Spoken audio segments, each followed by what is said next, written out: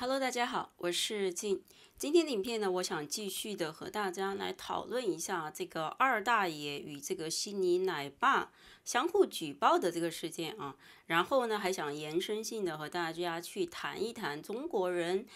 去美国申请政治庇护这个事件。那如果说你是我这个频道的老观众，应该都知道我在上周六的时候和我这个频道的一个常驻嘉宾 Marilyn 有做了一场3个小时的直播啊。那当时呢，我们是非常深入的去探讨了我们对这个二爷和这个悉尼奶爸相互举报的这个事件的一个看法和分析，以及我们对这些从中国出去的寻求政治庇护的人士的一个个人的看法。那个影片呢，我后来是剪辑成了4个短影片发布出来了。发布出来之后呢，我就看到有很多老中逼，实在是不好意思啊，我原本是不想说出话的。可是呢，我觉得老中逼它这个词语呢是非常非常贴切和恰当的去形容这一批人啊，我真的想不到一个更好的词汇去形容他们。然后就有大量的老中逼跑到我这个影片下面，站在一个道德的制高点来指责我说你们这些极右的极端分子，如果说你支持美国去遣返二爷，支持悉尼奶爸的举报的行为的话，那你就是违反了民主自由社会的价值观，你这个是反人性、反人权的。你们不是说美国是世界的民主的灯塔吗？那为什么现在二爷在发表了他对 Charlie Kirk 的这个死的一个个人的观点和看法，就因言获罪了？现在就遭到这么多人的大量的举报，然后大家都把矛头指向了悉尼奶爸啊。可是呢，我在这里我还想再次重申一下，我不是悉尼奶爸的观众，我也不喜欢他。我在我以前的影片当中、发文当中都反复的批评过他啊。那他的影片呢，我在很多年前是有看过一些的，但是呢，我后来就取关了，也没有再看了，是因为一方面是因为我受不了他那个特别油腻、油嘴滑舌、吊儿郎当的样子啊，还有其次就是他很多的观点，我觉得也是非常典型的简中圈的男性博主这些大 V 的一个通病。他就是说他们在发表自己的观点的时候，总是会刻意的把自己包装的特别的中立、特别的客观他也是有这个毛病的。那因此呢，他很多观点我是不同意的。我觉得很多的简中圈的博主都特别的虚伪，他们可能是因为被流量给裹挟了，或者是有其他的利益的考量。他不敢就是很直截了当的去表达自己的观点啊，通常呢会反复的去包装自己去把自己包装的非常的温和、中立、客观，是比较偏左派的一种意识形态啊。我对这种比较左派的思想呢，其实是非常的嗤之以鼻的。那所以说呢，他们这类的博主呢，对我来说都是比较左派的，是比较虚假的啊。那因此呢，我对悉尼奶爸的印象也不好的，我也不是他的观众。但是即使说我不喜欢悉尼奶爸，我不赞同他很多的观点和他的一些思维，可是这一次对于他举报二爷的这个事件，我是100%支持和赞同的。我觉得他做的非常的好，即使说我在和我的嘉宾做直播的时候已经阐述过我的观点了，但是我还想在这边重申一下啊，二爷故事他在 Charlie Kirk 被暗杀之后所发表的这一段文字是完全不属于言论自由的范畴的。我真的想提醒一下所有的老中逼们，不要在这里混淆视听，说这个二爷故事只是发表自己的个人观点。为了防止还有一些观众没有看到二爷当时的原始发文，因为他现在已经把那条发文删了，他可能是非常的心虚和害怕啊。他当时的原始发文是说的，一个所有言论都在证明他是一个纳粹人渣的家伙被枪杀，被他一直鼓吹的方式死去。我甚至不愿意表达任何一点装逼的怜悯，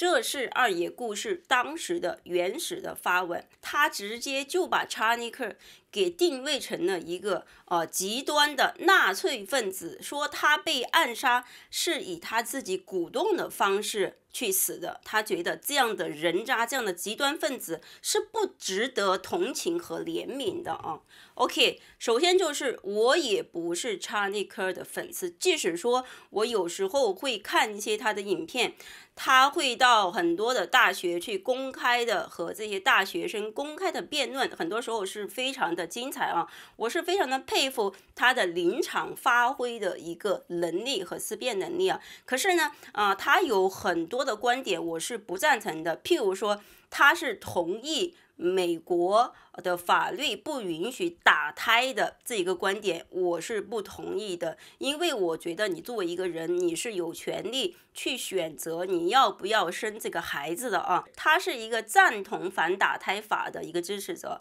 他这一方面的观点我是绝对不赞同的，还有其他的例子啊。然后就是呢，他还有一些观点我是赞同的，譬如说他之前有提到现在美国应该收紧他们的移民政策，去防止每年大量的人通过非法的途径进入到美国，去浪费我们美国的社会资源和纳税人的钱。我觉得他这个说的非常的对啊，他作为一个美国公民，他为自己考量，这个是无可厚非的，因为任何的国家和政府，你需要去服务的都是你本国的公民优先的，你不可能说当你本国的公民生活都没有过好的情况下，你就像那些白左一样圣母心爆棚，说我特别博爱，我特别大爱，你们全部都来吧，全部都来吧，大开双臂，把这些世界的蛀虫都请到自己的家里去，加重你本国人的负担和你这个社会的负担。我们都知道，在一个民主的社会，政府的钱，一个国家的钱，所有的资源都是羊毛出在羊身上，这一切的钱都是纳税人的钱，都是每一个合法缴税公民的贡献。那这个时候因为这大量的白左圣母婊把这些人请到自己的家里，好吃好喝的，好似大爷一般的供养着。我觉得查理克他反对这样的非法移民是非常正确的。我作为一个外国人，我也是非常支持的。我支持任何民主的国家都收紧移民政策，因为你首先要照顾好自己的国民，先管好自己国家的内政之后，你有多余的能力，你可以去帮助那些真的需要帮助的人，而不是让这些喜欢钻空子、喜欢利用这个移民法漏洞的人去滥用你的这个人权和人道主义。那我说了那么多的例子，我想表达的是，我对查尼克我是没有任何的个人的一个喜好的，他有一些观点我是赞同，有一些观点我是绝对不赞同的啊。那我站在一个旁观者的角度来说，我对他是没有任何滤镜的，是没有太多的讨厌或者喜欢的，只是站在一个中立的立场去看他很多的观点。但是他这一次被一个左翼的极端恐怖分子以这样的方式给暗杀了，我觉得这样的行为是无论如何都不可以鼓励的。因为查理克被暗杀的这个事件如果我说的夸张一点，他和美国的911的恐怖袭击事件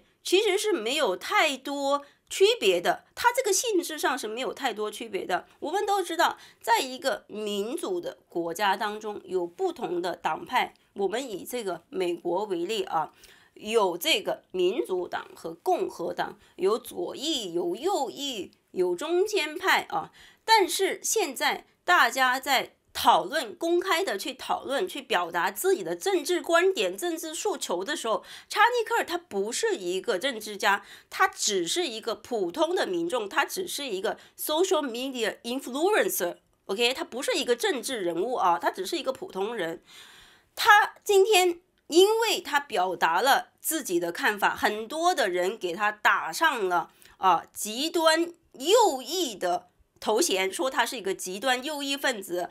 他在鼓动民粹主义，他就好像纳粹一样。这样的帽子我是不赞同的，因为什么叫做民粹主义啊？什么叫做纳粹呀？大家可以去了解一下，纳粹和这个民粹主义是排他的，是我这个种族以外的人，你都没有我优秀，你都不配为人。查尼克他表达的是以美国他整个社会，就不管你是黑人、黄人还是各种种族，他是站在一个美国公民的角度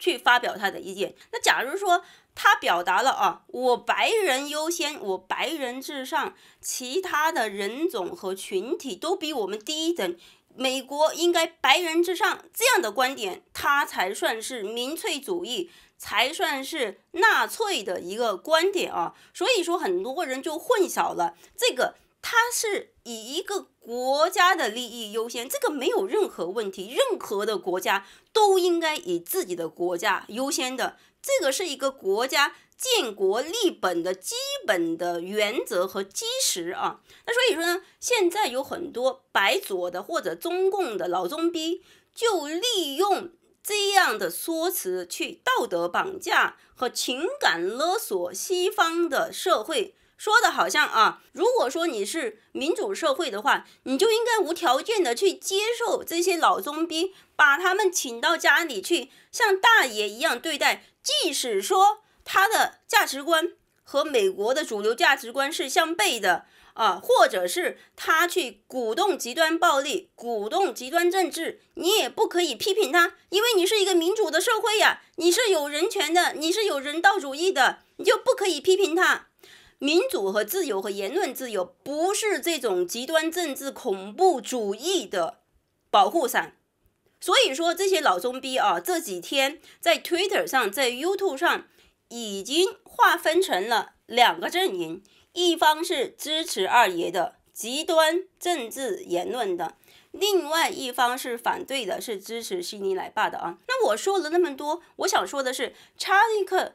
他从始至终都不是一个极端的右翼分子，他从始至终都不是，他是一个非常活跃的去表达自己的政治观点的一个美国人，站在美国公民利益优先的一个基础之上。所以说有很多人给他扣上纳粹的帽子，我觉得这个是一个严重的扭曲和污蔑，我是绝对不赞成的还有再来就是为什么我个人是赞同这个二爷，甚至和二爷有着一样的思想模式，支持二爷的，在美国的这些人都应该被遣返呢？因为这一次的事件是一个非常好的契机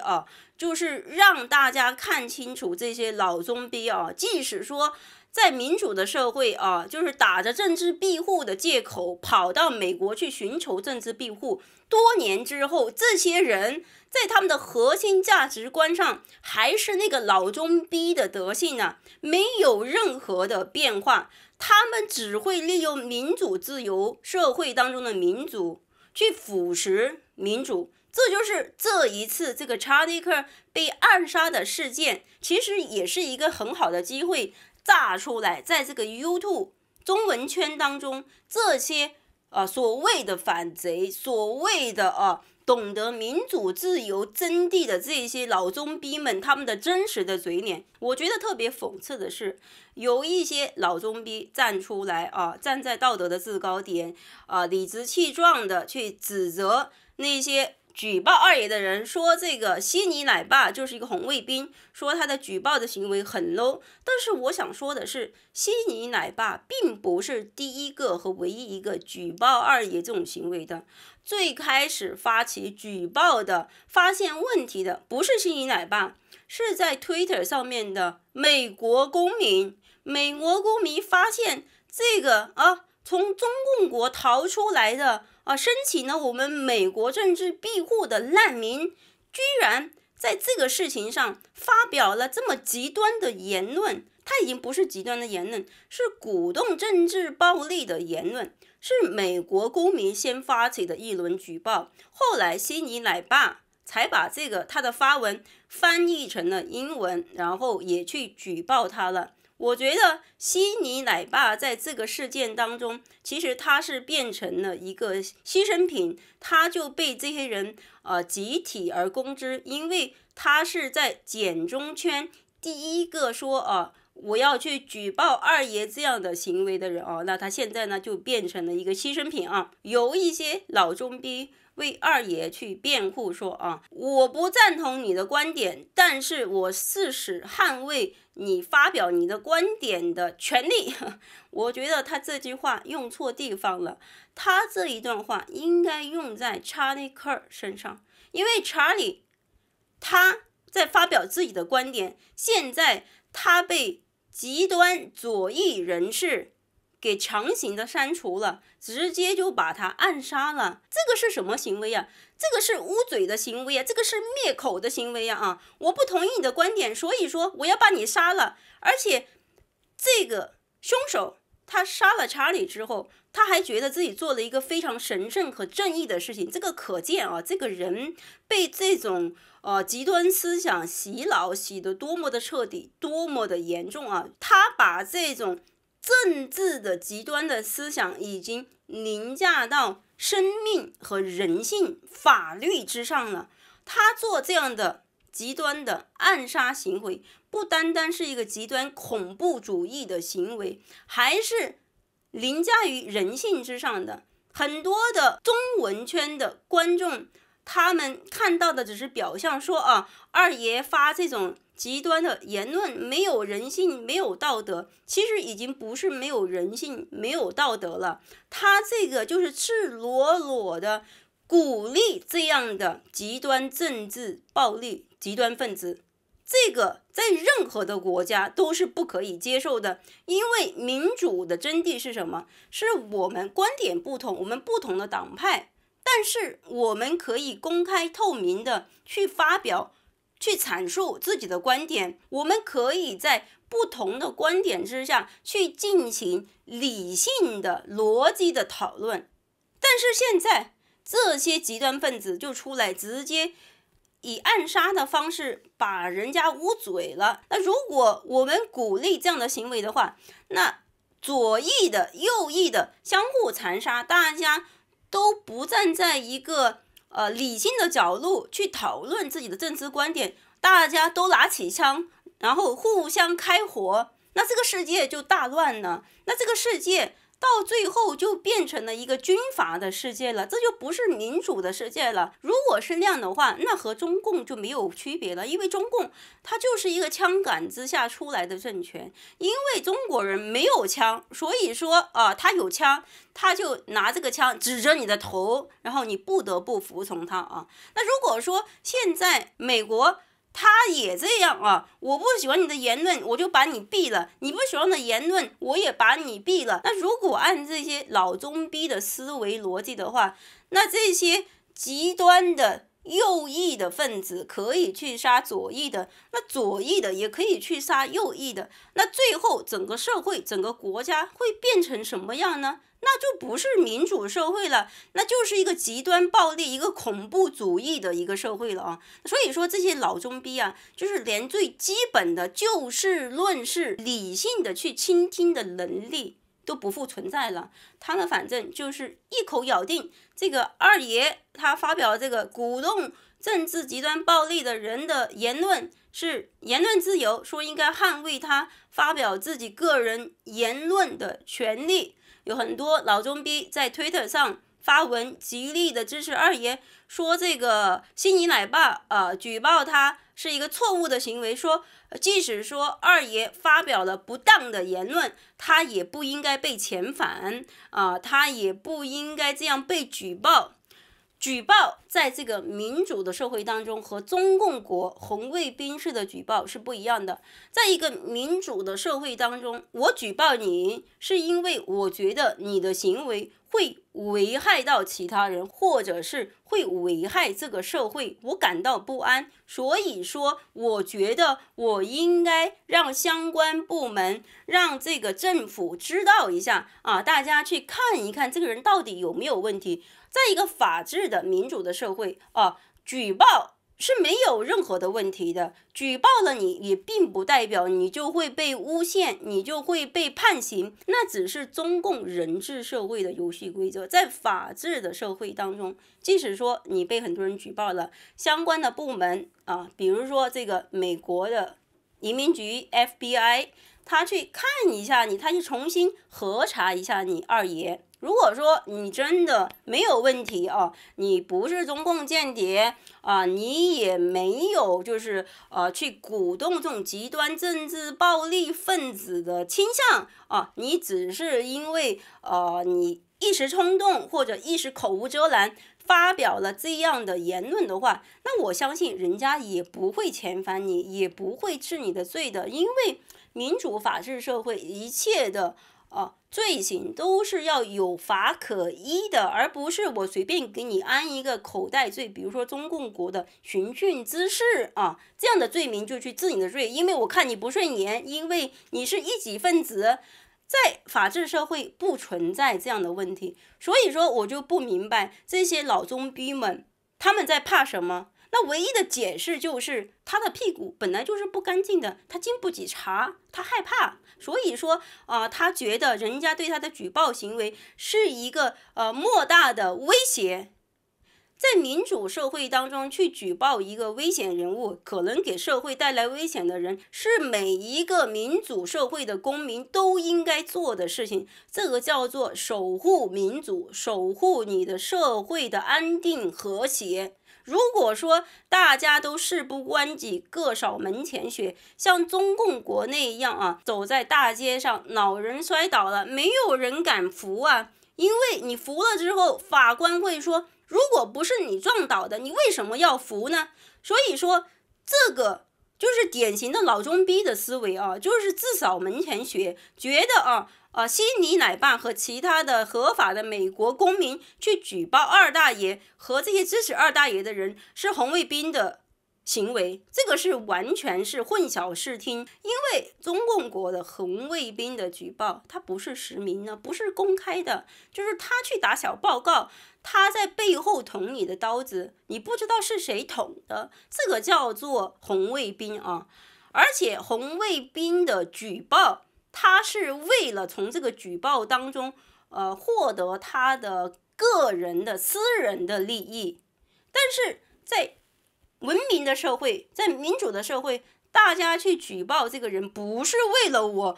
个人的私利，而是为了整个国家整个社会，这个在性质上是有莫大的区别啊。所以说这些老中兵们不要在这里本末倒置啊，就是颠倒黑白，我觉得特别的气愤。我最近2天在 Twitter 上，在 YouTube 上看到这些老中逼的发言，或者这些白左圣母婊的发言，真的给我气得不行。我觉得我一定要出来说2句啊。还有再来就是为什么说这个二爷故事，还有和他一样申请的美国政治难民庇护的人士，他们有这样的极端的思想，没有办法融入美国的主流价值观的人，都应该被遣返呢？是因为你作为一个政治难民，你是政治难民啊，你不是靠你的本事，靠你的能力靠你的技能移民到人家的国家去的，你是一个政治难民，你是一个难民，你要搞清楚自己的身份啊，就是当他通过政治难民的方式拿到人家的身份之后，我们先不讨论他这个政治难民的身份是真是假，他到底有没有被中共迫害，我们都不得而知。但是你二爷，你通过这样的方式利用人道主义，人家的善意顺利的拿到人家国家的合法的身份呢，你是不是应该感恩呢？你是不是应该感谢人家的这个社会接受了你这样的一个难民呢？你是不是应该主动的去融入接受你的国家呢？因为你自己声称嘛，你被中共迫害，那就说明你和中共的价值观是不同的，你是被打压的。那既然你和中共的价值观不合，那你现在被美国社会接受了，你是不是应该去心怀感恩的去回馈这个社会呢？去共同努力把这个社会建设的更加的美好呢？那你为什么要去发表这样的极端恐怖主义的言论，去分裂这个社会，去制造更多的暴力和仇恨呢？我不是一个政治难民，我是通过自己的本事移民到新加坡的。我作为一个新加坡的新移民，我从头到尾自始至终我都是心怀感恩的，我非常的感谢新加坡的社会可以接受我，因为我从中共国逃出来，然后有一个这么好的国家愿意接受我，愿意张开双臂让我变成这个社会的一份子，那我肯定会非常努力的去创造自己的价值，不要给这个社会这个国家去制造麻烦，去制造分裂，这个是最基本的原则，对不对？可是这一些老中逼们通过各种方式拿到了美国的政治庇护之后，他马上就变脸了，变成大爷了，那个老中逼的德性就展露无遗了，就开始搞这些东西了，这种意识形态的输出了就开始去利用人家这个民主社会当中的民主和言论自由，去做一些破坏这个社会和谐的事情，这个绝对是不可以接受的。所以说这些人不值得同情，特别是当人家的社会接受他了他有机会去改过自新，去把这些知性脑中逼的劣根性都清洗掉，但是他们选择固步自封，永远都是老中逼的那一套。这些人他在民主的社会当中只会侮辱民主社会，他是改变不了的，他们只适合在中共国那个大粪坑里面生活。还有其次就是我在礼拜六的直播当中和 Merlin 讨论了这个重庆的勇士的这个事件然后呢我们就对这个重庆勇士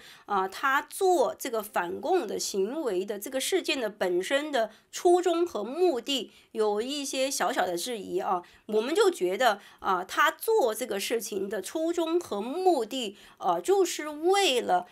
去拿到他国的政治庇护，然后顺便再去反一下共。他内心深处到底是不是痛恨中共？他做这个行为是不是发自肺腑的？就是因为我特恨中共，所以说我要拼死，我要去做这个事情，让更多的人站起来去反共。我们不知道，也无从考证，只有他自己才清楚我们只是质疑了他这个初衷可能是有一定的考量，为了去拿到他国的政治庇护那这个影片一发出来之后呢，我就看到有很多老中逼的留言或者白左圣母婊的，有一个呢就非常的具有代表性我还把它做了截图。他说的是这点我就要批评两位美女了，人家做了这份工就应该获得这份工的工价，动机是什么已经不重要了。我当时看了之后，我觉得非常的生气你这是情感勒索、道德绑架呀！什么叫做你做了这份工人家就要给你付这个工价？他所说的做工就是指这个重庆勇士，他在离境之后，在逃出中共国之后，把一切都安排好了，然后远程反共的行为，他说的是这份工就是说他在中共国打出那个字幕的反共行为，他做了这份工，那人家就应该付这个工价。人家他就是指的西方的国家，西方的民主社会要去付这个重庆勇士一个工价。请问这是什么逻辑你一个中国人，你要反你的政府，那是你自己的事情和这个西方的民主社会有什么关系呢？人家凭什么要来付你所谓的工价呢？后来我看了非常生气，我就回复了他，我就说不，西方的国家没有义务去付你说的工钱，人家不给他政治庇护是人家的自由，不需要去请了。那后来这个老中逼又说了啊，那西方国家为什么要有政治庇护呢？西方国家会因为我怀疑他的动机不纯，拒绝他的政治庇护吗？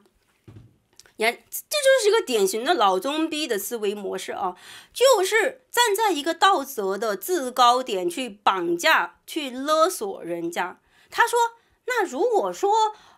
我做了这个事情，你西方国家居然敢不给我这个政治庇护，你中国人你要去反你的政府 ，OK， 大家为你拍手称快，但是人家西方的国家确实有这个政治庇护的这个身份，但是这个政治庇护是出于人家的一个情分，是出于人家作为一个民主社会、西方文明作为一个人最本真的人道主义。但是你们这些中共老中逼们，你们如果说动机不纯的，为了去骗取人家政治庇护的目的去做这个动作，你本身你的价值观无法融入到西方的民主社会，你的三观和人家不合的，就和这些刘大胜、二爷这个陈宇正一类的人，就是典型的中共老中逼的这样的人，那你通过这样的方式骗到了人家的政治庇护，对人家整个国家、整个社会都是一种伤害呀。而且人家确实有这个政治庇护，这个老中逼他说的就是说啊，那你不给我政治庇护，你给我之前你要去质疑怀疑我的动机，那你为什么要有政治庇护呢？他就觉得啊，只要你有这个东西，你就必须得给我。老中逼他觉得 they are so entitled， 意思就是说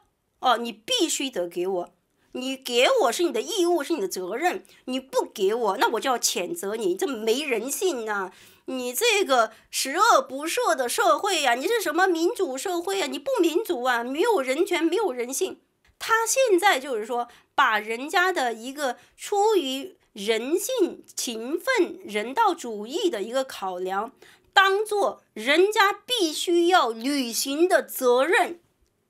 这是什么逻辑啊？人家美国对你这些中共老中逼有什么责任呢？对于美国来说，你这些中共老中逼们对人家的国家、对人家的社会有什么帮助吗？有什么贡献吗？你有交易分税吗？没有。你就是好像一个乞丐一样，一个乞丐跑到人家家里去要饭，你无家可归了，你被你的前主子给逐出家门了，因为你在你的前主人家里说，哎呀，你这个生活也不太好嘛，你太压迫我了，为了去到一个大户人家去过更好的生活，你就故意制造了这个事件，然后你让你的前主子给逐出家门了。你现在跑到这个大户人家去说，哎呀，你必须要把我当大爷一样供着，我就是你的大爷，这不是一个道理吗？人家有什么责任义务去给你这个政治庇护？人家给你是情分，是出于人性、人道主义，是人家的善意，而不是人家的责任和义务。所以说这个在我影片下面留言的老中逼啊，我当时看了特别的生气。后来我就说了，人家给你是情分，不给你是本分，没有哪个国家欠你们中国人的，没有人欠你们的。这些中国老中逼在过去的几十年，各种的非法移民、政治庇护，就是去薅人家社会里面的羊毛。后来他又回了，说人家做了这件事就木已成舟，回不去了。你说我怀疑你动机不纯就拒绝你，那你所谓的政治庇护不就形同虚设了吗？后来我又回复了，我说那他可以靠自己的实力去获得身份呢，没有人逼他去政治庇护啊。他就是说，他现在说，哎呀，我在我的国家，我在中共国，我做了这个反共的这个行为，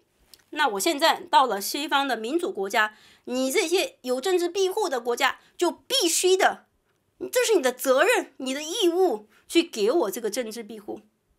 人家没有义务的，没有义务。而且他这个重庆的勇士啊，我们先不讨论他这个做这个事情的初衷是什么，他现在去到欧洲，他已经在欧洲了。他如果说真的是有能力的、有实力的人，他可以通过工作签证、各种其他的途径，因为移民是有很多很多途径的，你可以靠自己的实力拿到当国的身份，你不需要通过政治庇护的方式啊。那所以说，很多人说这个重庆的勇士，他现在被人质疑，他没有办法质证，非常容易质证。他就不要拿政治难民嘛。那我相信他也是一个有学历的年轻的人士，他居然可以做出来如此高难度的反共的行为，他也一定有办法在西方的国家凭自己的能力拿得身份，然后凭自己的能力安居乐业的。所以说这个完全是没有问题的啊。可是这些老中逼们，这些白左圣母婊们就出来道德绑架，说啊，你既然有这个政治庇护，那你就必须要这样做啊，这谁规定的呀？我出于人性的考量，你还要来把我这种人道主义当做一个我必须对你这些中共老中逼履行的责任和义务，这是什么逻辑呀？换位思考一下。如果说你今天你中共国是美国，你是世界第一大国，然后这些欧洲的各国的难民都跑到你中国去，通过各种的手段寻求政治庇护，去薅你社会当中的羊毛，去分你这个社会的福利，你中国人愿意吗？你这些老中逼愿意吗？你肯定不会愿意啊。那为什么你们这些老中逼在中共国内的这些人会反对你们的政府对他的那些黑兄弟去大撒币呢？就一个道理嘛。很多人是不开心的，会觉得我们自己国家都吃不饱，你整天还到非洲各个斯坦去大撒币，你们也不开心呢。这就是一个道理啊。你先要把自己的国民的利益和生活搞好了，然后你有这个爱心，这个政治庇护就相当于是做慈善一样的，你必须要在满足你自身的生活品质之下，你再去帮助人家的。那不是说我自己都已经捉襟见肘了我还要去打肿脸去充胖子，去把这些垃圾人请到自己的家里来制造各种的乱象。他这个其实和台湾遣返的那3个中配的事件的性质是差不多的哦。他就是说你到我的国家来安居乐业，我接受了你，但是你不可以去宣扬这种暴力恐怖的行为，去危害我国家的国安呢，这个一定是不可以接受的，这是一个性质的哦。那所以说呢，现在在美国的社会当中，二爷他这个行为呢，不光光是在简中天引起了轩然大波，有很多人讨论，在美国的媒体界各个行业当中，在他的社交媒体上也是有很多美国的公民也在讨论，也在举报这个事件，很多人是非常的不满的。我们都知道，在过去的10几年当中，美国的社会各种的白左圣母婊当道，现在川普重新上任，拨乱反正，把这个极左的社会搬一搬，搬到中间去。我并不觉得川普是一个极右的分子，他一点都不右，他和这个查尼克其实是差不多的，他只是在为自己的国家、自己的国民创造利益，保护自己的国家而已。因为我们在做任何事情之前，都要先做好自己，你才有更好的能力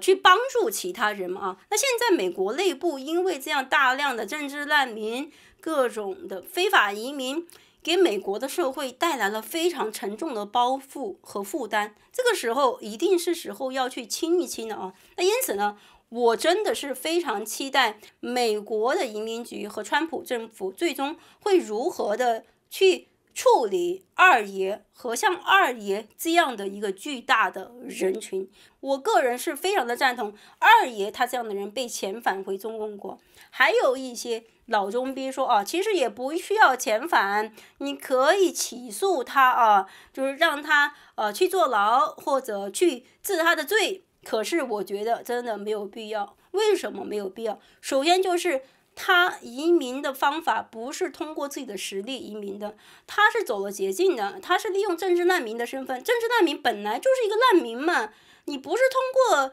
一个正大光明的一个靠自己实力的方式拿到当国的身份的，人家给你这个东西就是一个施舍，人家给你的施舍现在是可以随时取消的。还有再来就是，即使说起诉他治了他的罪，他也不可能去改变他这个老中逼的思维模式的，因为中共的洗脑是根深蒂固的，只有极少的人才可以打破这种固化的意识形态和这种洗脑，然后重组自己，彻底的融入到西方的文明世界啊。那所以说呢，二爷他这样的人呢，